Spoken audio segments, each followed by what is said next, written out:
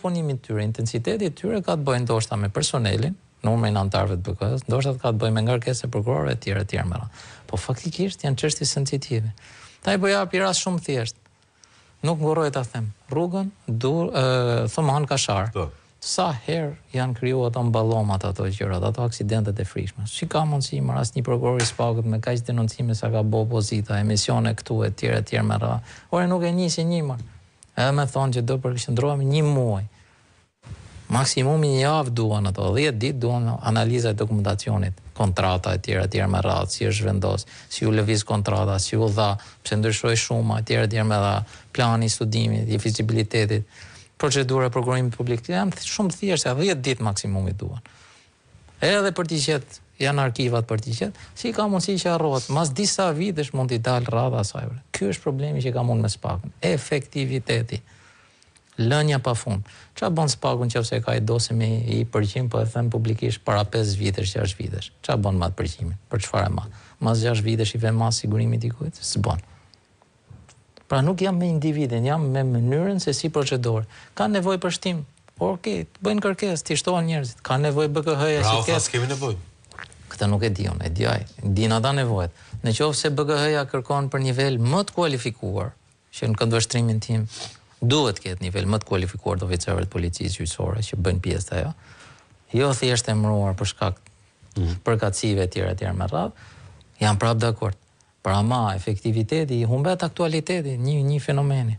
Qa bëhet? Do vi mas sa vitesh që Ilir Beqës do i prishet çështja Gjykatës Strasburgut vetëm për faktin që prokuroria është organi që ngre akuzën dhe përfaqëson akuzën në emër shtetit dhe nuk t'jep kopjen e akteve. Ore të ka fut në burg.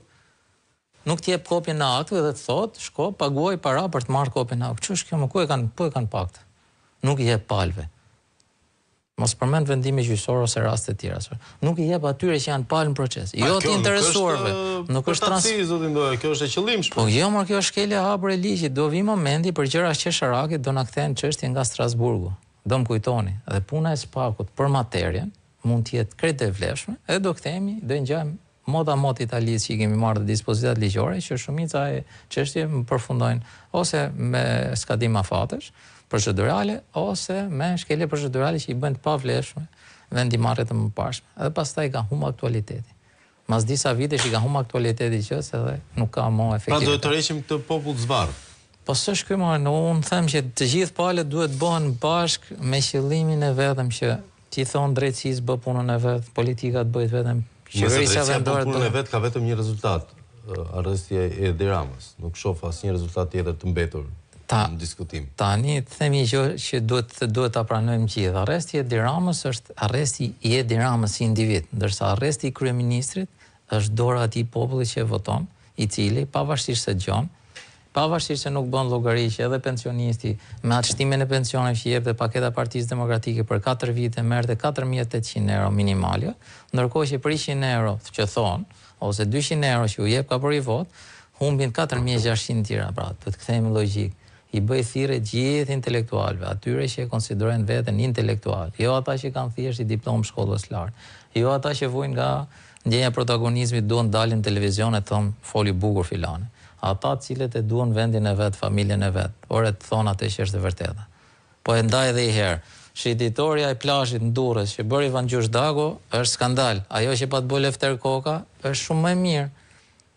Durrësit i mungon i unaz. Durrësit i mungojnë ca ambiente publike. Në Durrës po ndërhytyhet në qendër qytetit, po i zhduket identiteti historik Durrësit. Këto janë fakte, s'ka rëndësi Banariani, Van Gjushi, Hasani apo dikush tjetër.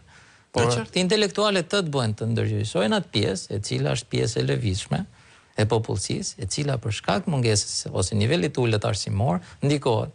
Për shembull, më shumë lajm përbën fakti që Monika Kryemadhi merr pjesë në një format televiziv. Edhe gjithë shqiptarët atë ditë kur është ai lloj formatit atë natë kur ndodha unë nuk e ndjek, i ke gjithë futur brenda në shtëpi dhe heshtje nëpër Tiranë ose qytete të tjera, ndërkohë që nuk diskutojnë fenomenet caktuara të jetës sociale të vendit. Pra nuk diskutohet Monika si person në hetjen për çështje penale, apo Ilir Meta që e pa se si ishte bosi si Navalny. të ketë bëj çat ketë bëj. Rasti trajtimin i tij është trajtim degradues njerëzor. Absolutisht. Apo për protestën ku ju shikoni që goditen duke filluar kreu e opozitës e deputetët. Ndërkohë që nuk i ve faj Niko Peleshit, se s'është jurist. Po të tjerëve që janë aty, del ministri Mrenç me relacion të juristit gardës, thotë që i cënohet siguria kryeministrit për të marrë pjesë deputetët në takime. Kupton ti ku jemi ne? Zotin Ndoja, interesant si gjithmonë, faleminderit shumë për kohën tuaj. E vlerësoj qëndrimin në temën e dytë, ne do kalojmë në shkëputje publicitare, rikthehemi më njëherë pas pak.